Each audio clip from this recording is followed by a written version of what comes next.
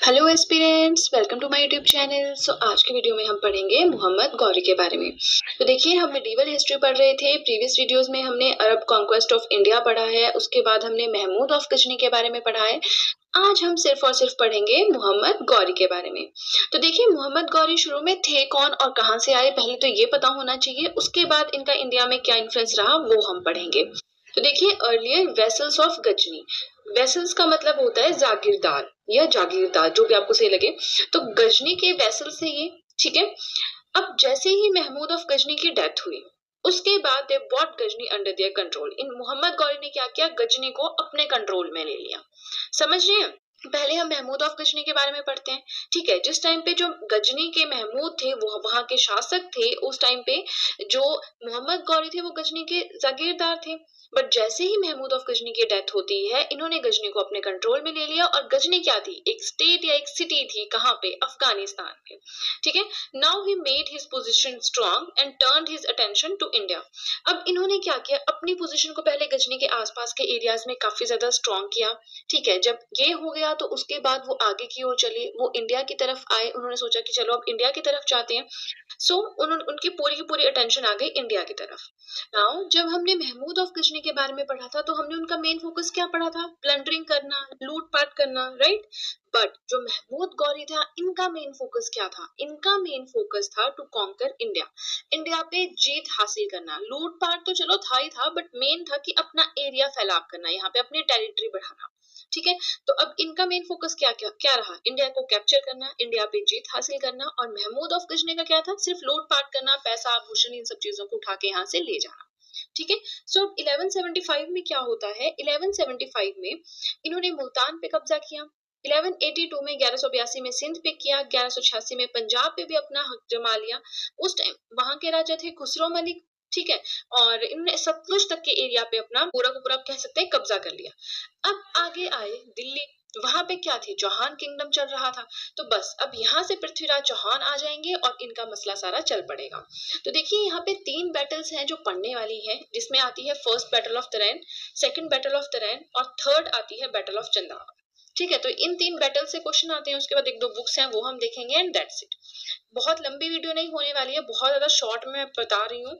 और जैसा मैं बता रही हूँ, पेपर पेन साथ में रखिए, नोट्स बनाते रहिए, क्योंकि जो मैं पढ़ा रही हूँ ना, ये देखिए, क्वेश्चन अगर मोहम्मद गौरी से क्वेश्चन आया तो यहीं से आएगा, या फिर क्वेश्चन आएगा ही नहीं, इतनी सी बात हो, ठीक है।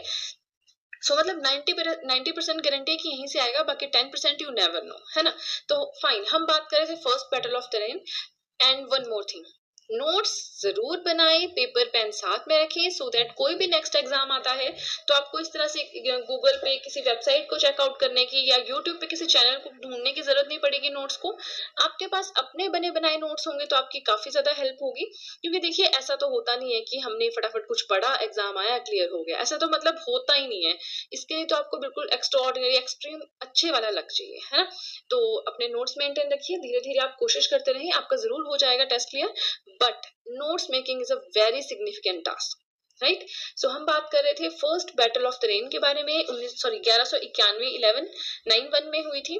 एक साइड थे मोहम्मद गौरी, एक साइड थे पृथ्वीराज चौहान, ठीक है। क्योंकि अब इनको करना क्या था, अब देखिए, हमने पढ़ा कि सत्तू इन्होंने कब्जा जमा लिया। आगे आते हैं चौहान किंगडम, ठीक है, मतलब चौहान राजा आ जाएंगे। तो अब अगर उनके एरिया पे कब्जा करना है तो उनसे युद्ध लड़ना पड़ेगा। उस टाइम पे राजा थे पृथ्वीराज चौहान, तो इनसे इन्होंने युद्ध लड़ा, ठीक है। मोहम्मद गौरी हार गए, पृथ्वीराज चौहान जीत गए। तो बहुत मतलब एक बहुत ग्रेट एक ये बात थी, ठीक है, बहुत ज्यादा अच्छी बात थी कि वो जीत गए। बट हमारे राजा क्या थे ना, बहुत दयालु टाइप के थे, वो मारते नहीं थे अपने जो विद्रोही होते हैं, दुश्मन होते हैं, उनको छोड़ देते थे। तो इन्होंने भी ये बहुत बड़ी गलती करी इनको छोड़ के। अब जो मोहम्मद गौरी का प्लान था, इसके बारे में पृथ्वीराज चौहान को पहले ही पता चल गया था, तो उन्होंने क्या किया, कॉन्फिडेंसी बनाई और जीत गए, ठीक है। बट अब जब मोहम्मद गौरी हार गए तो उनको ह्यूमिलिएशन हो गई, शर्मिंदगी महसूस हो गई कि मैं कैसे हार सकता हूँ। तो उन्होंने सोचा कि चलिए अब बदला लिया जाए, ठीक है। बदला लेने के लिए उन्होंने बहुत सीरियस प्रिपरेशंस की, बहुत हाथी को लेकर, सेना को लेकर वो आए थे काफी, 1 लाख कुछ ऐसा कुछ रहता है। आप पढ़ेंगे अगर डेप्थ में तो आप जानेंगे इस बारे में। बट वो इम्पोर्टेंट नहीं है कि कितनी आर्मी को साथ में लेकर आए, इसलिए मैंने यहाँ पे मेंशन नहीं किया है। तो अब उन्होंने सोचा कि चलिए बदला लिया जाए। So he asked Prithviraj Chauhan to become a Muslim. उन्होंने कहा कि पृथ्वीराज चौहान जी आप मुस्लिम बन जाइए। अब ऑब्वियसली हिंदू राजपूत राजा है, वो थोड़ी मुस्लिम बनेंगे, कोई किसी और धर्म को बिना मतलब से अपनाएंगे, है ना। तो ये भी एक इशू रह गया। फिर पृथ्वीराज चौहान ने मना कर दी और उसके बाद क्या हुई, पहली बैटल हुई जिसमें कौन जीते, पृथ्वीराज चौहान जीत गए। अब इसके बाद सेकंड बैटल होती है, बिल्कुल नेक्स्ट ईयर ही हो गई, फिर से मोहम्मद गौरी और पृथ्वीराज चौहान के बीच में होती है। ठीक है, यहाँ पे पृथ्वीराज चौहान हार जाते हैं और मोहम्मद गौरी जीत जाते हैं। ठीक है, तो ये प्रूव हुई है मेजर डिजास्टर फॉर राजपूत। जो राजपूत थे उनके लिए बहुत बड़ी डिजास्टर ये प्रूव हुई है। ठीक है, जो पॉलिटिकल प्रेस्टिज थी वो काफी सफर हुई, मतलब पॉलिटिकल लेवल पे राजपूतों का बहुत नाम था, तो वो सब कह सकते हैं मिट्टी में मिल गया। देयरफॉर फर्स्ट मुस्लिम किंगडम जो यहाँ पे अपना जो हक जमाने में आप कह सकते हैं सफल रहा, अपना मुस्लिम किंगडम एस्टेब्लिश करने में जो सफल रहा, वो था अजमेर में महमूद गौरी। ठीक है, तो चलिए ये हो गया हमारा फर्स्ट पेज कंप्लीट। चलिए चलते हैं नेक्स्ट पेज की तरफ। आपसे रिक्वेस्ट है कि नोट्स अपने जरूर मेंटेन रखें, बिलीव में आपके लिए बहुत ज्यादा हेल्पफुल प्रूव होंगे।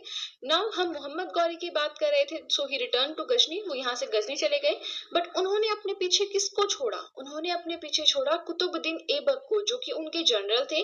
अब कुतुबुद्दीन ऐबक का क्या काम था, he consolidated his position in India, Ghori की या कह लीजिए अपनी पोजीशन का अपना होल्ड उन्होंने काफी स्ट्रॉन्ग कर लिया था इंडिया में। ठीक है, अब थर्ड बहुत ज्यादा फेमस बैटल जहां से क्वेश्चन आता है वो थी बैटल ऑफ चंदावर, जो कि हुई थी 1194 में। ठीक है, एक साइड थे मोहम्मद गौरी, दूसरी साइड थे गढ़वाल रूलर चंद्र। ठीक है, ये हार गए, मोहम्मद गौरी जीत गए। ठीक है, अब तीन चार चीजें हैं जहां से क्वेश्चन बनता है, तो वही चीजें मैंने यहाँ पे लिखी है, फालतू कुछ भी नहीं लिखा है। पहला है नेशथा चरित्र। अब नेशथा चरित्र क्या है, ये एक बुक है जो श्रीहर्ष ने लिखी है। श्रीहर्ष कौन थे, court poet of Jaichand.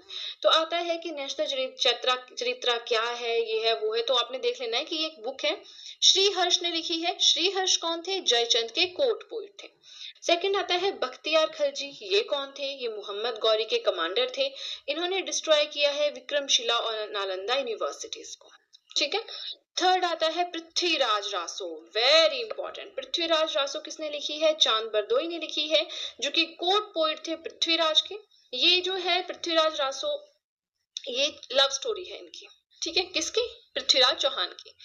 Now last आता है सुल्तान अलाउद्दीन, या देखिए अलाउद्दीन एक बुक में है बट एक जगह मैंने अलाउद्दीन दिखा है, तो आई थिंक ये वाली चीज ज्यादा सही होगी, आप देख लेना अपनी बुक में। इनको वर्ड बर्नर के नाम से भी जाना जाता है, क्यों, because he avenged death of his two brothers, sacked Ghazni, the city burned for 7 days and 7 nights। इन्होंने, इनके दो भाइयों का कुछ मसला रहा था, ठीक है, गजनी के साथ, तो इन्होंने क्या किया, उनकी डेथ का बदला लिया, पूरे गजनी को खत्म कर दिया, इस सिटी को जला दिया, और ये सिटी 7 दिन 7 रातों तक जलती रही थी। इसलिए जो सुल्तान अलाउद्दीन है, इनको वर्ड बर्नर के नाम से भी जाना जाता है। ठीक है, आज की वीडियो के लिए इतना ही। आई होप मैंने आपको जो भी पढ़ाया आपको अच्छे समझ आया हो। मुझे कमेंट सेक्शन में जरूर बताएं अगर आप कोई भी अपडेशन चाहते हैं। इसी के साथ आपको एक चीज और बताना चाहूंगी, अभी तक मैं पॉलिटी के hand written notes, Indian geography के कुछ टॉपिक्स के नोट्स, नेशनल मूवमेंट के नोट्स और इंटरनेशनल ऑर्गेनाइजेशन के हैंड रिटन नोट्स की वीडियोस भी अपलोड कर चुकी हूँ। अगर आप देखना चाहते हैं, डिस्क्रिप्शन बॉक्स में मैंने लिंक दे दिया है, वहां पे जाकर आप देख सकते हैं। फाइन, कोई भी फीडबैक है आप कमेंट सेक्शन में दे सकते हैं। और अगर आपको आज की वीडियो अच्छी लगी है तब तो आपको अच्छे से पता है क्या करना है, जल्दी से कर दीजिए चैनल को सब्सक्राइब, बेल आइकन को कीजिए प्रेस, सो दैट मैं जैसे कोई वीडियो अपलोड करूं आप तक एकदम से नोटिफिकेशन पहुंच जाए। वीडियो को लाइक करें, वीडियो का लिंक शेयर करें अपने फ्रेंड्स के साथ, and that's it guys, see you soon.